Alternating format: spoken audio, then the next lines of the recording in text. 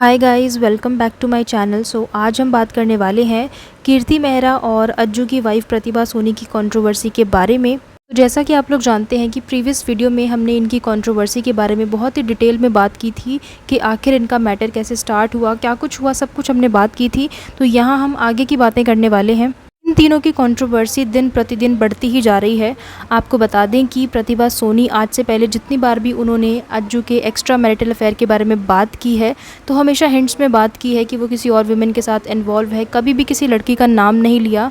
लेकिन ऑडियंस हमेशा समझ जाती थी कि प्रतिभा किसी और की नहीं बल्कि कीर्ति मेहरा की बात कर रही हैं। और पिछले दिनों जब प्रतिभा ने अपने एक व्लॉग में ये लाइन बोली थी कि एल्विश बच गया पर मैं फंस गई, जिसके बाद ऑडियंस को ये कंफर्म हो गया कि यहाँ पे जो प्रतिभा है वो कीर्ति मेहरा की ही बात कर रही है। और अभी रिसेंटली प्रतिभा ने अपने स्नैपचैट स्टोरी पे कीर्ति मेहरा का नाम भी लिया है और साथ ही ओपन चैलेंज भी किया है, क्योंकि अब प्रतिभा के ऊपर एलिगेशंस लगना स्टार्ट हो गए हैं, जहां पे अज्जू का ये कहना है कि प्रतिभा ने उसको चीट किया है।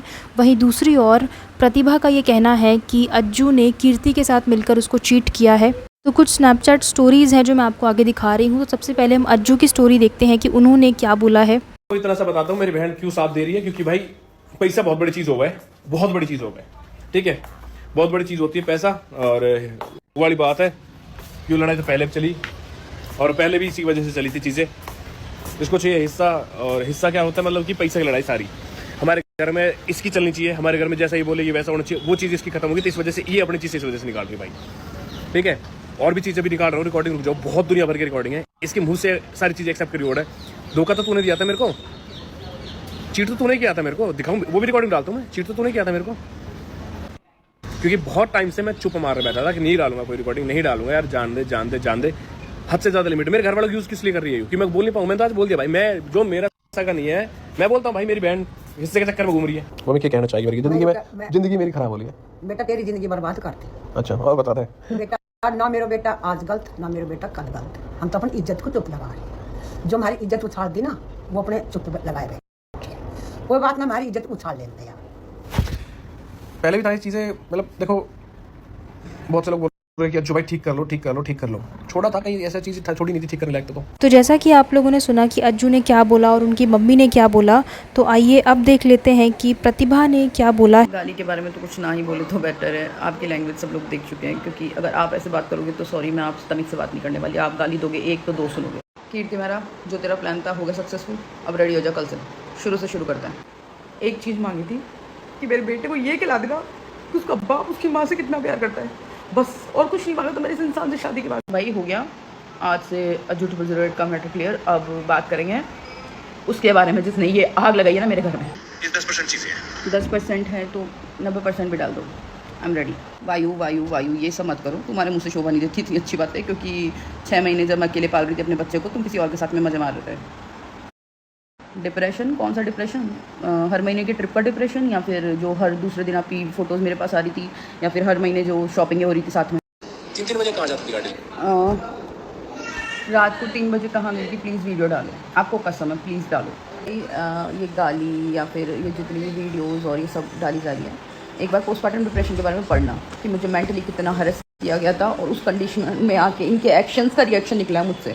और ऐसे निकलेगा, ऐसे निकलता है, हर औरत करती है भाई, कोई दूसरी औरत बर्दाश्त नहीं करती। दीदी के घर पे गई थी मैं, दीदी से मिलने गई थी मुझसे, क्योंकि मेरी रो रो के हालत ख़राब हो रही थी।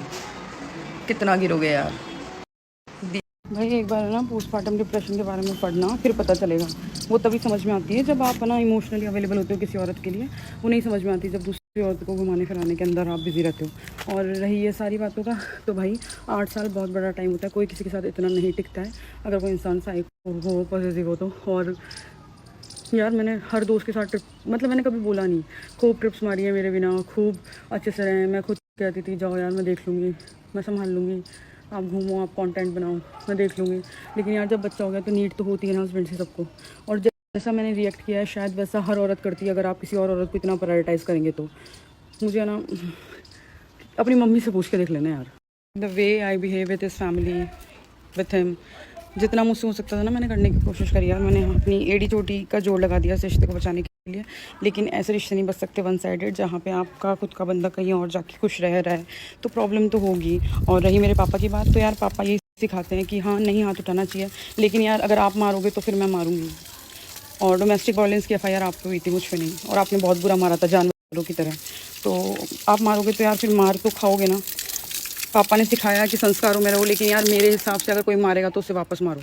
हाँ, उसको ये सारी बातें बोली गई होगी, शेयर की गई होगी, उसी चीज़ का उसने फ़ायदा उठाया, बिकॉज अपॉर्चुनिस्ट तो है ही, तो बस उसी का फ़ायदा मिल गया। और वो किसी की छोरी, उसकी बदनामी हो रही है, मेरी नहीं हो रही। जब मुझे यूँ बोला जा रहा है, लोगों ने इतना सुनाया, तेरा पति देख उसके साथ ट्रिपे कर रहा है, देख उसके साथ में घूम रहा है, फिर रहा है, मेरे को दुख नहीं होता।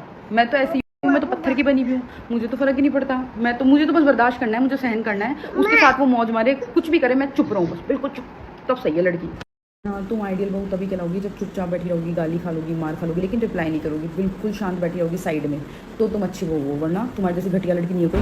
यही ना, ऐसे कहने वाले नहीं थे ना पापा, क्योंकि उन्हें पता था यार अपनी मर्जी से करिए शादी, तो क्यों ख़राब करनी चीज़ें। और हर घर बसाने वाला बाप यही बोलता है, बेटा तू रुक जा। तो जैसा कि आप लोगों ने सुना है कि प्रतिभा ने क्या बोला है, और जहाँ तक मुझे लगता है कि इनका जो मैटर है वो इतनी जल्दी सॉल्व होने वाला नहीं लग रहा है, क्योंकि यहाँ पे नॉर्मल हस्बैंड वाइफ के बीच में लड़ाई झगड़ा नहीं चल रहा है, बल्कि यहाँ पे एक्स्ट्रा मैरिटल अफेयर वाली बातें चल रही हैं। और इतना ही नहीं, बल्कि प्रतिभा ने यहाँ पे पोस्टपार्टम डिप्रेशन और डोमेस्टिक वायलेंस का भी जिक्र किया है। और वहीं दूसरी ओर अज्जू का ये कहना है कि चीट मैंने नहीं बल्कि तूने किया था। और इसी बात पे प्रतिभा का ये कहना है कि अगर ऐसा है तो इस बात के प्रूफ्स लेकर आओ और ये प्रूफ करो कि मैंने चीट किया था। इनकी जो कंट्रोवर्सी है वो दिन प्रतिदिन कम होने के बजाय और ज़्यादा बढ़ती जा रही है, और इसका सबसे बड़ा रीज़न है सोशल मीडिया। जब बातें सोशल मीडिया पर सामने आ जाती हैं तो वो इतनी आसानी से ख़त्म नहीं होती हैं, फिर चाहे आप कितनी भी कोशिश कर लो। और इसके हमने बहुत सारे एग्जाम्पल्स भी देखे, जैसे कि खुशी पंजाबन, विवेक चौधरी, पम्मी डेढ़ा, प्रेरणा शर्मा, कीर्ति मेहरा, एल्विश यादव जैसे और भी बहुत सारे एग्जाम्पल्स। हालांकि खुशी पंजाबन और विवेक चौधरी ने तो बहुत कोशिश की कि इनका जो मैटर है, जो भी बातें हैं इनकी, वो सोशल मीडिया पे सामने ना आ पाए, लेकिन ना चाहते हुए भी हर एक बात इनकी सोशल मीडिया पे सामने आई, हर एक प्रूफ इनका सोशल मीडिया पे आया। हालांकि इन्होंने किसी भी बात को एक्सेप्ट नहीं किया, हर एक बात से डिनाई किया। वो जो फादर इन लॉ और खुशी वाली रिकॉर्डिंग आई थी जहाँ पे वो खुशी को गालियाँ दे रहे थे, उस पर भी डिनाई किया और बोला कि ये तो प्रैंक था, और मतलब सारी बातों को ऐसे टाल दिया। और जब 4-5 महीने के बाद सोशल मीडिया पर वापस आए थे तो बहुत अच्छे से फैमिली एक साथ बैठी थी और सब कुछ कवर अप किया गया। खैर, इनका मैटर तो बहुत पुराना आ चुका है, लेकिन अभी भी बहुत सारे लोग मुझे यही बोलते हैं कि आप इनके ऊपर वीडियो क्यों नहीं बनाते। तो मेरा बस यही कहना है कि इनके बारे में अब कुछ नया रह नहीं गया है। जो भी बातें थी, जो भी इनके बीच में लड़ाई झगड़ा था, जो कुछ भी हुआ था, वो सारा कुछ मैं ऑलरेडी आप लोगों के साथ शेयर कर चुकी हूँ। उसके बाद एज सच इनकी लाइफ में कुछ हुआ ही नहीं है जिसके बारे में हम प्रॉपर एक डिस्कशन करें। वही सारी पुरानी बातें हैं जो आप लोगों को पता ही है। अगर फ्यूचर में कुछ नया होगा तो मैं आपके साथ ज़रूर शेयर करूँगी। उसके अलावा बात करें अगर हम पम्मी डेढ़ा और प्रेरणा शर्मा के बारे में, तो इनका मैटर आप देख लो कि कब से इनके ये जो लड़ाई झगड़ा है ये चल रहा है, और अभी तक भी इनका मैटर चल ही रहा है। और उनका मैटर भी देख के ऐसा लग नहीं रहा है कि इतनी जल्दी सॉल्व होगा, क्योंकि कभी कोई किसी के बारे में एलिगेशन लगा रहा है, कभी कौन लगा रहा है, यही सारी बातें हैं जो चलती आ रही हैं। एल्विश और कीर्ति के बारे में भी आप लोग जानते ही हैं कि दोनों रिलेशनशिप में थे काफ़ी सालों तक। उसके बाद इनका ब्रेकअप हो गया, फिर एल्विश ने कीर्ति के साथ अपना रिलेशनशिप ही डिनाई कर दिया कि मैं तो कभी था ही नहीं उसके साथ। और अब कीर्ति की एक अलग कंट्रोवर्सी चल रही है प्रतिभा के साथ। कंट्रोवर्सीज़ जो है वो इतनी आसानी से ख़त्म नहीं होती हैं, चाहे फिर वो किसी की भी हो। ज़्यादा प्रॉब्लम तब आती है जब साथ में बच्चा भी इन्वॉल्व होता है, और जैसे कि अज्जू और प्रतिभा के केस में भी ऐसा ही है। इनमें भी बच्चा इन्वॉल्व है और दोनों को अपने बच्चे के बारे में सोचना चाहिए। स्पेशली अज्जू को अपने बच्चे के बारे में सोचने की बहुत ज़्यादा ज़रूरत है। और सबसे पहली प्रायोरिटी जो है वो फैमिली होनी चाहिए, ना कि फ्रेंड्स, क्योंकि जब भी आप प्रॉब्लम में होंगे, जब भी आपको कुछ भी तकलीफ़ होगी, तो आपका लाइफ पार्टनर वहाँ पे आएगा, आपकी फैमिली सबसे पहले आएगी, आपके फ्रेंड्स जो है वो बाद में आएंगे। और सबसे बड़ी बात, अगर आपके पार्टनर को आपका किसी पर्टिकुलर इंसान के साथ घूमना फिरना उठना बैठना अगर नहीं पसंद है, तो वो ही सारी चीज़ें आपको क्यों करनी है। अगर किसी पर्टिकुलर फ्रेंडशिप की वजह से आपकी मैरिड लाइफ ख़राब हो रही है, तो ऐसी फ्रेंडशिप का रहने का भी क्या फ़ायदा। तो यहाँ पे अज्जू को अपने मैरिड लाइफ पे ध्यान देना चाहिए और अपने बच्चे वायु के बारे में सोचना चाहिए। यहाँ पे जितनी गलती अज्जू की नज़र आ रही है, उतनी ही गलती यहाँ पे कीर्ति मेहरा की भी है, क्योंकि कीर्ति को ये बातें पता है कि प्रतिभा को उसका और अज्जू का घूमना फिरना पसंद नहीं है, उनकी फ्रेंडशिप पसंद नहीं है। और साथ ही वो ये भी जानती है कि उसकी वजह से अज्जू की मैरिड लाइफ ख़राब हो रही है, उस छोटे से बच्चे की लाइफ जो है वो ख़राब हो रही है। इतना सब कुछ जानते हुए भी कीर्ति उस फ्रेंडशिप को अभी भी मेंटेन कर रही है। बल्कि यहाँ पे कीर्ति को मैच्योरिटी दिखानी चाहिए कि अगर उसकी वजह से किसी और इंसान की मैरिड लाइफ ख़राब हो रही है तो ऐसे में वो इस फ्रेंडशिप से खुद को दूर रखे और सामने वाले की जो मैरिड लाइफ है उसको सही से रहने दे।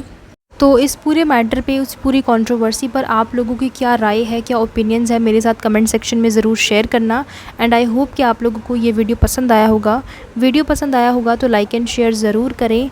एंड इसी तरह के और भी वीडियोस देखने के लिए, आगे की और भी अपडेट्स के लिए आप लोग चैनल को सब्सक्राइब कर लीजिए। So thank you so much guys for watching this video and I will see you in the next one. Till then keep watching. Thank you.